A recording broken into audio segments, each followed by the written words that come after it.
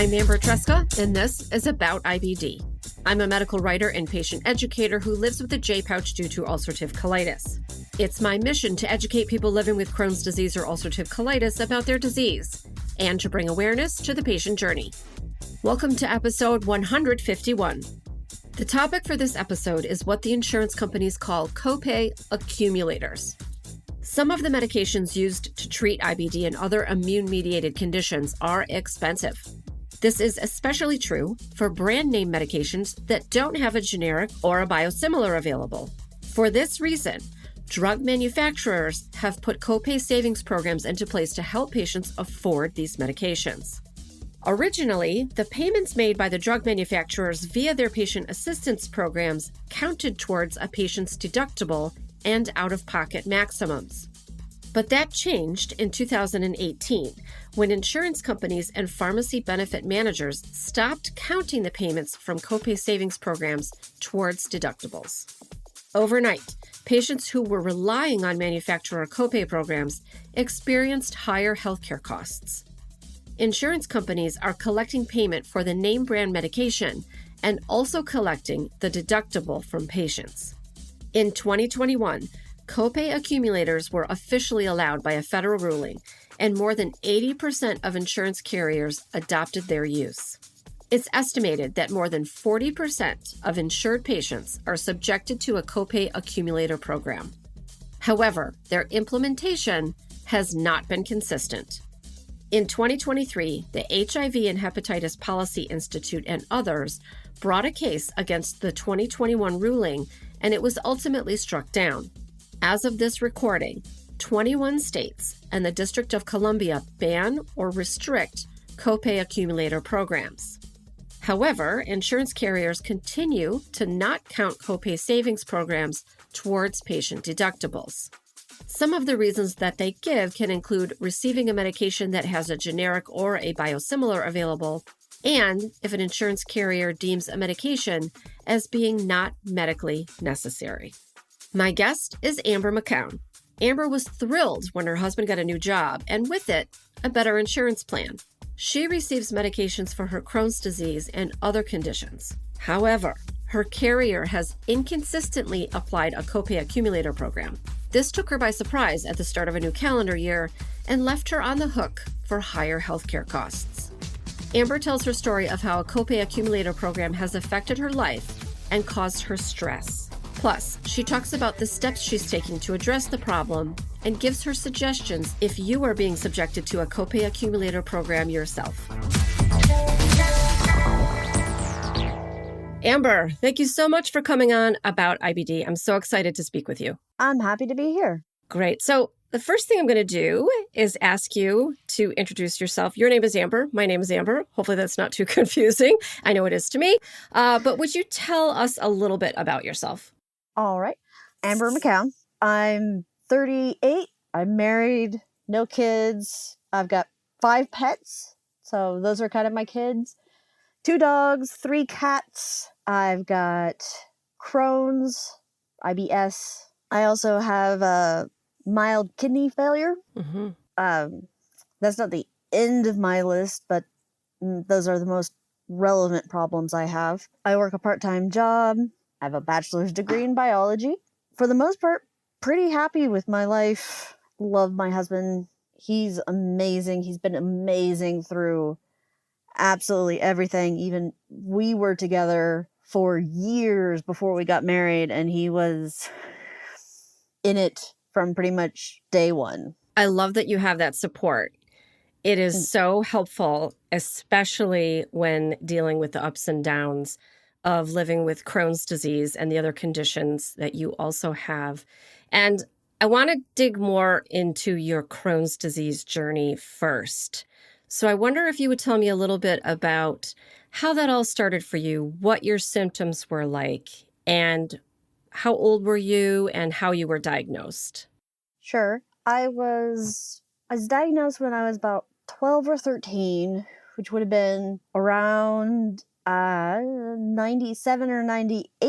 Mm-hmm. So while I live in a pretty big city in the Midwest, I don't live in like the biggest metropolis, so we did not have a pediatric gastroenterologist in my city. We had to drive across the state to see one, and I'd been sick with gastro problems most of my childhood, just constant stomach aches and frequent vomiting. To be fairly blunt, I figure this is a pretty blunt topic. Absolutely. Not a lot of sugarcoating this. No. And it was pretty much literally as soon as I started grade school that I started having problems, and nobody could tell me what was wrong with me until they finally decided to send me nearly out of state to see a specialist and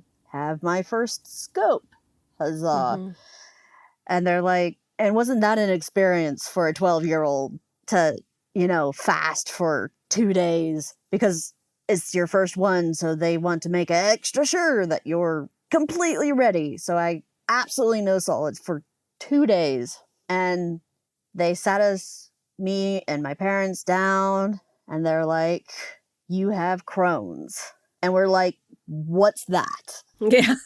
Because we'd never heard that word before. And they're like, well, it's this. Your body is attacking itself in a very, very specific way. And you can't do this, and you can't do this, and you're going to need this. And we're going to put you on steroids for months at a time because we have no other treatments for you at this time. We did our best. We did the treatments.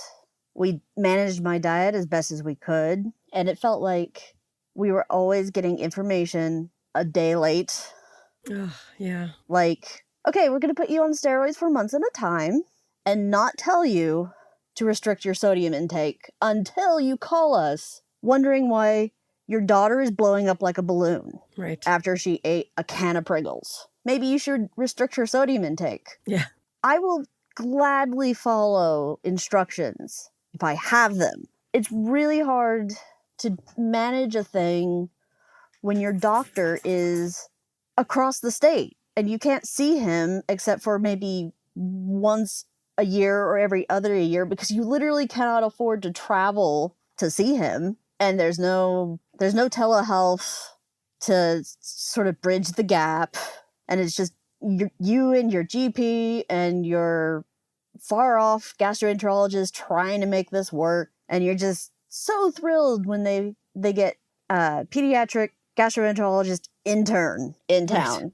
When I turned 16 or 17, and they're finally like, you know what? You're old enough to see an adult specialist. I'm like, thank God. Because then I can, see someone, talk to someone when I need to.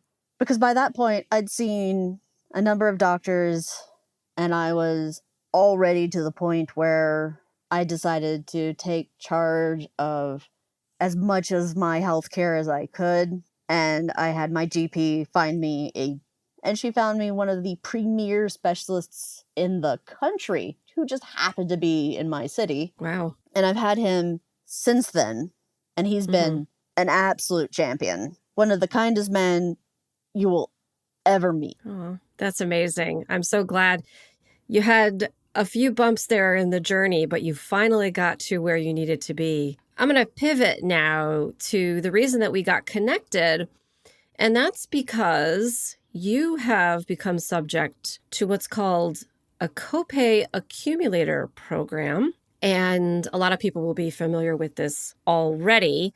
And this has to do with how you're receiving your medication and who's paying for it. But I wonder if you would take a minute to explain a little bit about what a Copay Accumulator program is.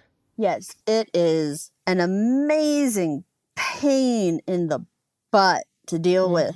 It is a scheme by the insurance companies to milk more money out of patients.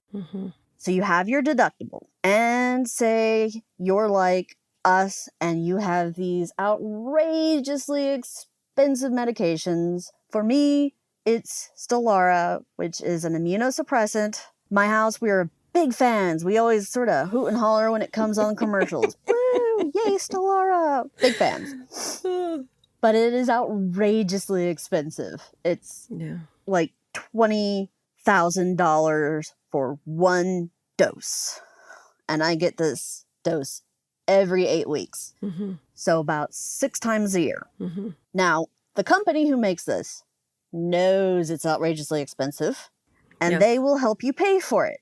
They will calculate how much your insurance is going to pay for it, and then they will chip in pretty much the rest of it.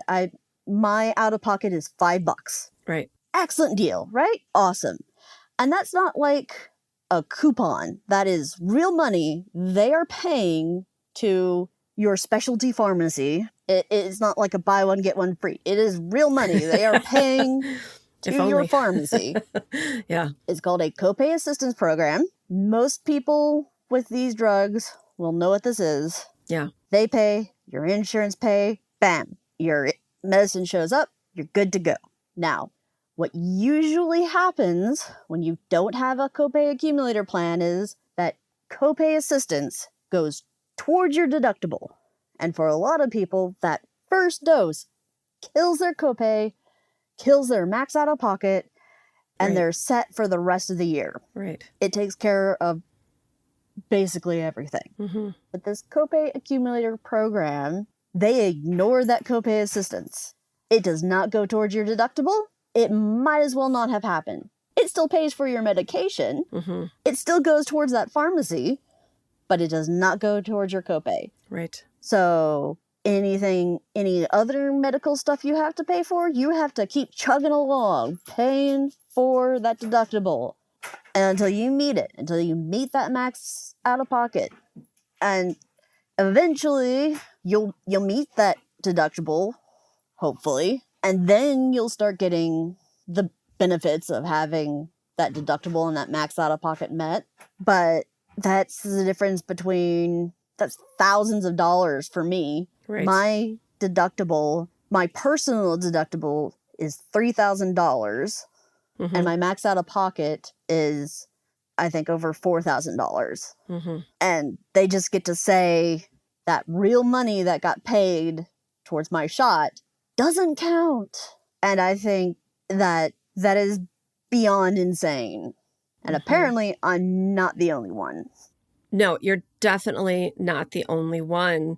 And I think when insurance companies started doing this, it caught people off balance as well, because previously these pharmacy assistance programs were being counted towards your deductible, and then all of a sudden 1 year they're not. Absolutely. And you plan for that. You're on the hook. Yeah, you plan for it. Yeah. When you have an autoimmune disease, you rarely just have that one thing wrong. For starters, they tend to stack. Autoimmune diseases tend to run in packs for some reason. 2, if you already have autoimmune disease, even if you don't have other autoimmune diseases, you tend to have other things wrong with you largely because of the autoimmune disease. Like for me, it's the mild kidney failure or kidney disease is probably because of those months of steroids I was on when we had no other treatment when I was 12 or 13. It's just a theory, but it's been one that my nephrologist has not shaken his head at. So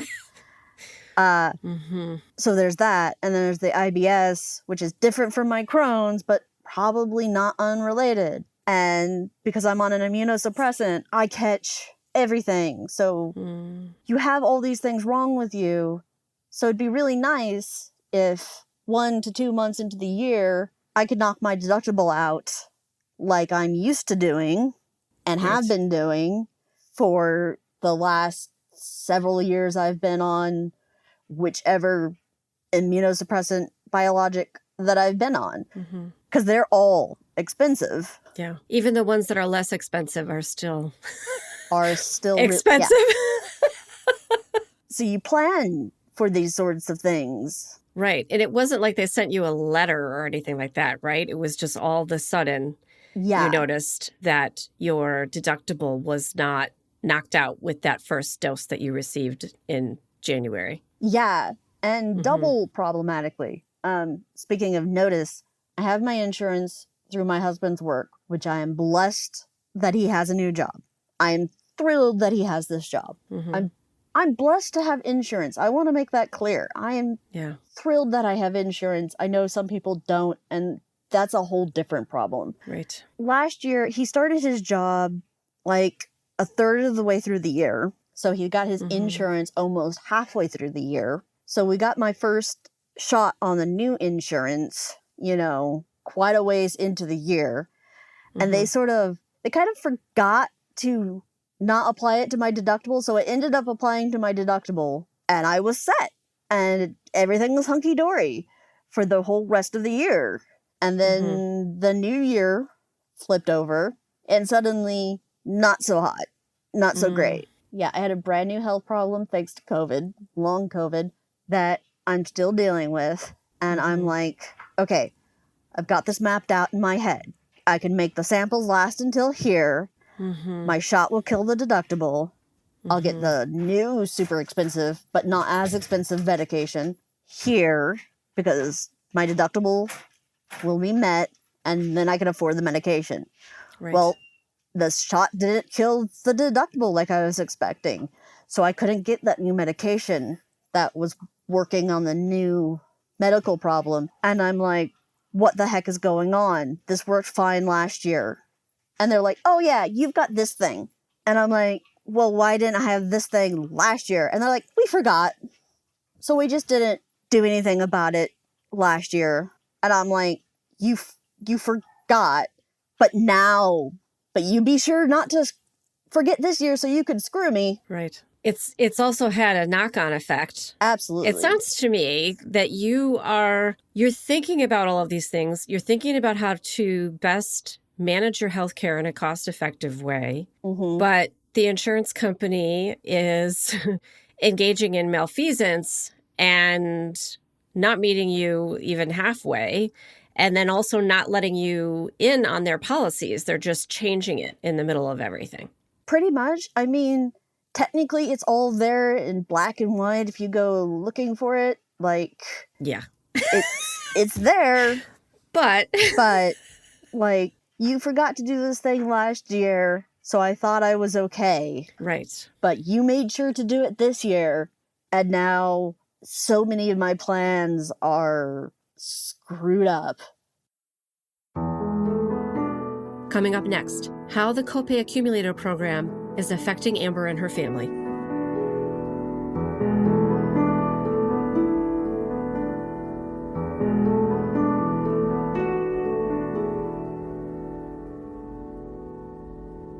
All right, so let's talk a little bit about stress because I want to understand a little more deeply about how this is affecting you emotionally, how it's affecting your family, and how it might be taking away time away from the things that you want to do, and then also causing you stress, which, as we know, can also affect the conditions that you live with.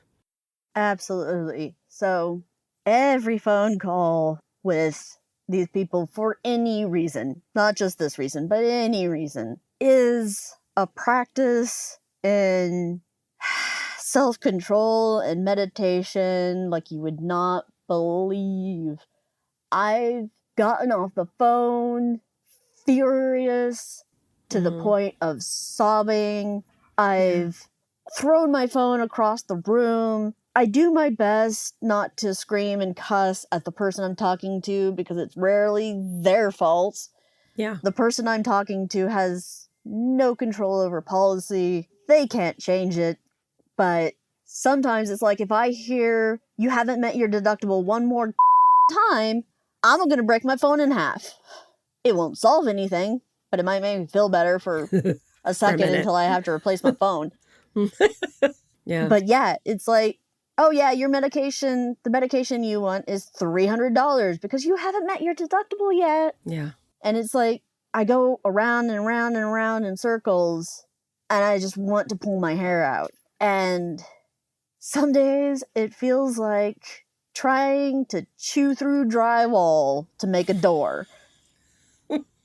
And it can take hours to get anything done. Even things I know are supposed to get done within my policy, like just ordering my shot, can take over an hour because I have to coordinate it with the insurance company, the specialty pharmacy, and the company that makes the shot to make sure everybody is on the same page so that it gets paid for and delivered on time. And nobody wants to talk to each other. They all want to talk to me. Right. And I feel like a kindergarten teacher and like everybody's fighting and nobody's talking to each other. And I'm like, and that's just one of my medications. I take so many. So hours on the phone when I could be doing literally anything else. Cleaning.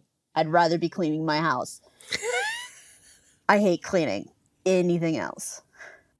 I feel that deeply, though, because sometimes I just want to clean my house. Like, I don't want to be on the phone with these people, the insurance company and everybody else. And I would just like to clean something. Yeah. And my poor husband is watching this happen, and there's nothing he can do because he cannot fight this fight for me. Yeah. He can be in my corner. He can have a beer ready for me when I am done. But he cannot make these calls for me because they won't talk to him about any of this, no matter how many times I tell them they can. Yeah. So, and he sees me stressed out and he gets stressed out, and it's just all the stress. Amber, you've been working to raise awareness of copay accumulators and how they're affecting you, how they're affecting other patients and their families. You don't have to do this. So what made you decide to become public about your situation? Well, when I first discovered that they were doing this to me, I thought, there is no way that this can be properly legal. How is this legal when they're getting cash money from somebody, just not me? What does it matter who they're getting the money from? Right. So I do what I usually do when I'm troubled about something. I Googled it. And I found a court case from September that the HIV and Hepatitis Policy Institute and others brought against a rule that the Trump administration passed. And the rule was that they could do this. And the HIV and Hepatitis Policy Institute were not much pleased with this rule because if you think Crohn's drugs are expensive, you should see HIV and hepatitis drug prices because they're more expensive. And they won that court case. The decision was, if your name brand drug, you know, like Stelara, doesn't have a generic like Stelara, you're not supposed to be allowed to disregard the copay assistance for a patient's deductible. And I felt two things in that moment. I felt that giddy sort of win emotion you get when you see a bully trounced. And then I felt another wave of fury because they're still doing this to me. They're still doing it.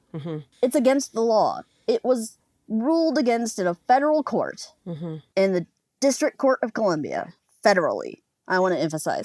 And they're still doing it to me. And I can't be alone.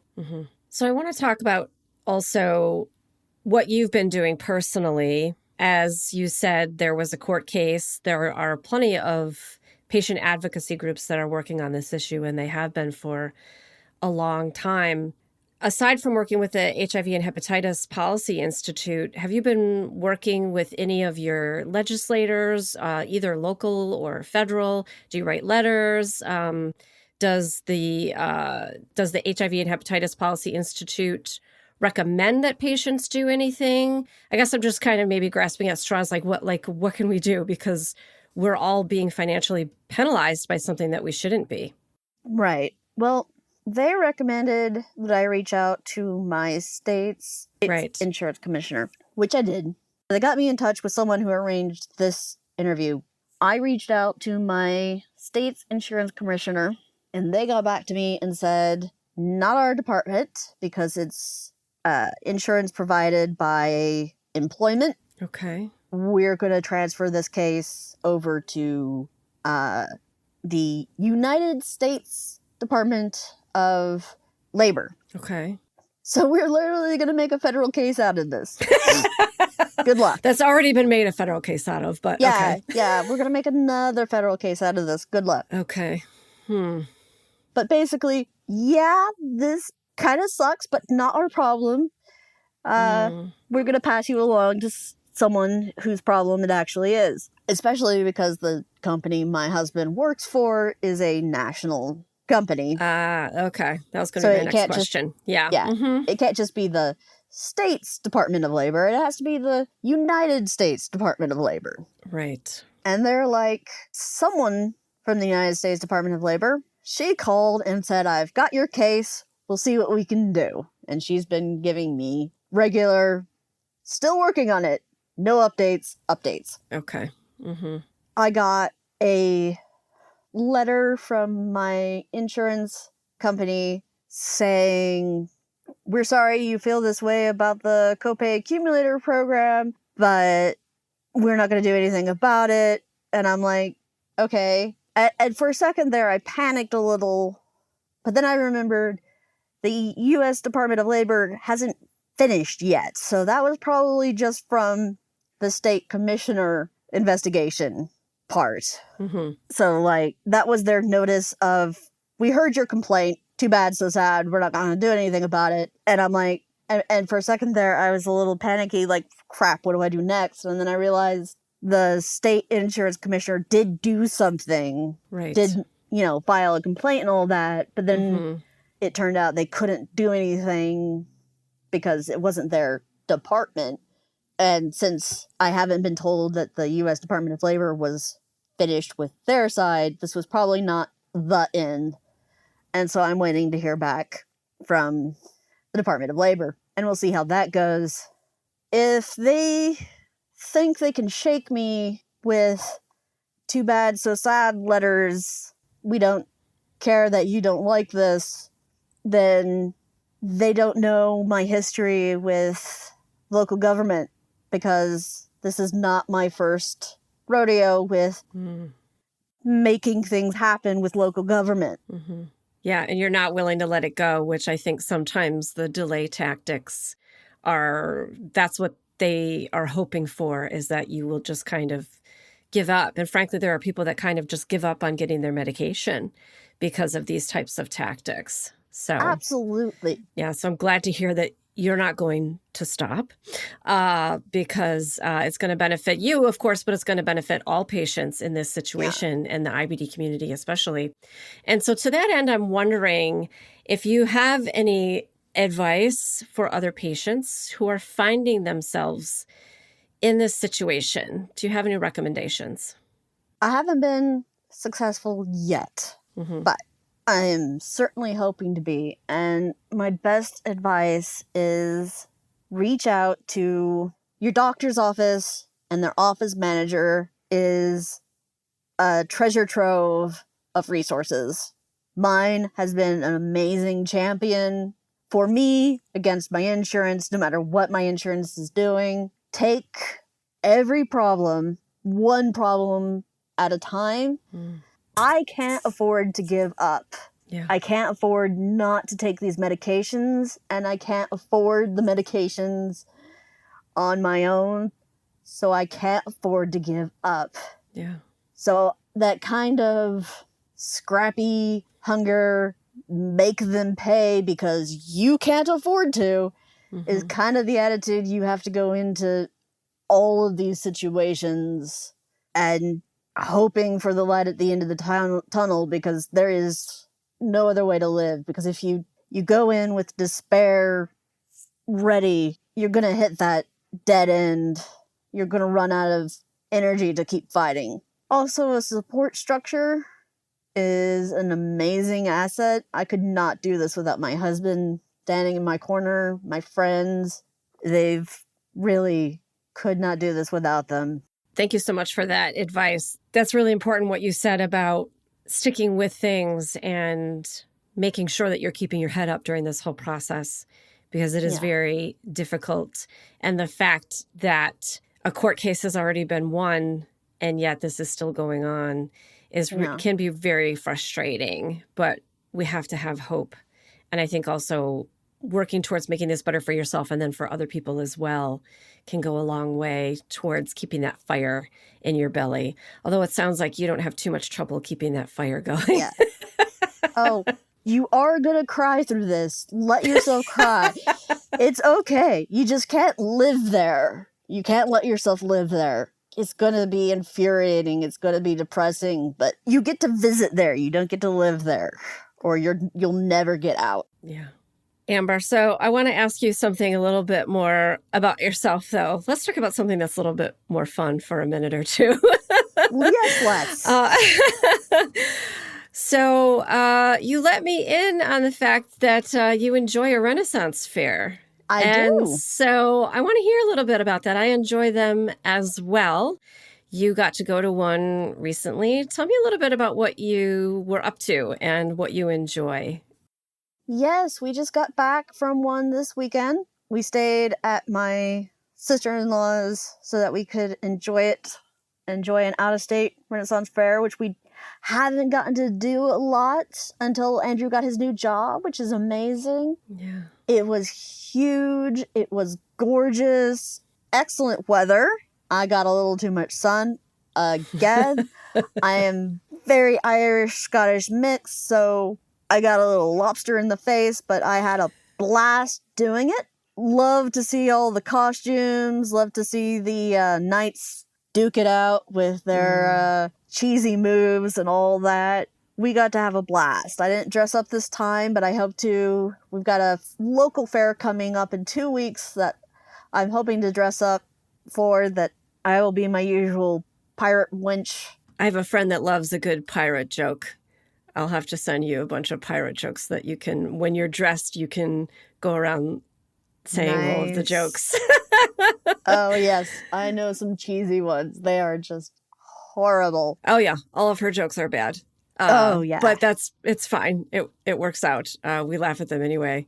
I think it's also a great way to just forget about all of this, right? Just let it go for a weekend and just have a good time and see your family. So that sounds really great. Yep. Oh, the food, the sounds, the shopping. Love the shopping even. Oh, the shopping, yes. Oh my gosh, all the shopping. Well, Amber, I want to thank you so much for talking with me, of course, and then for everything that you are doing to advance knowledge about copay accumulators and how they're affecting patients, and then also what we can do about them, because we're not helpless. We can take steps. So I hope that you keep me updated as to what happens with the federal, and I hope to see your name in more publications. And then I just want to one more time remind us of the patient advocacy group that you're working with so that we can connect people with them as well. That group is the HIV and Hepatitis Policy Institute. Correct. So we can connect people with them. And I wish you the best of luck in this, because it's affecting me. It's affecting almost everyone that I know that lives with an IBD and other conditions as well. So thank you so much for everything that you're doing. Thank you for having me.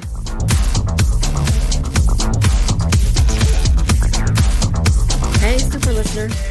Thanks to Amber McCown for her activism and for talking to me about why copay accumulators are a major problem for patients and how we can all take action. If you are unclear about your own healthcare costs, contact your insurance carrier. If you're not sure about your rights as a healthcare consumer, contact your state insurance commissioner. I will put a link on how to find yours in the show notes. As always, links to a written transcript and more information on the topics we discussed is in the show notes and on my episode 151 page on aboutibd.com. Thanks for listening, and remember, until next time, I want you to know more about IBD. About IBD is a production of Mal and Tal Enterprises. It is written, produced, and directed by me, Amber Tresca. Mix and sound design is by Mac Cooney. Theme music is from Cooney Studio.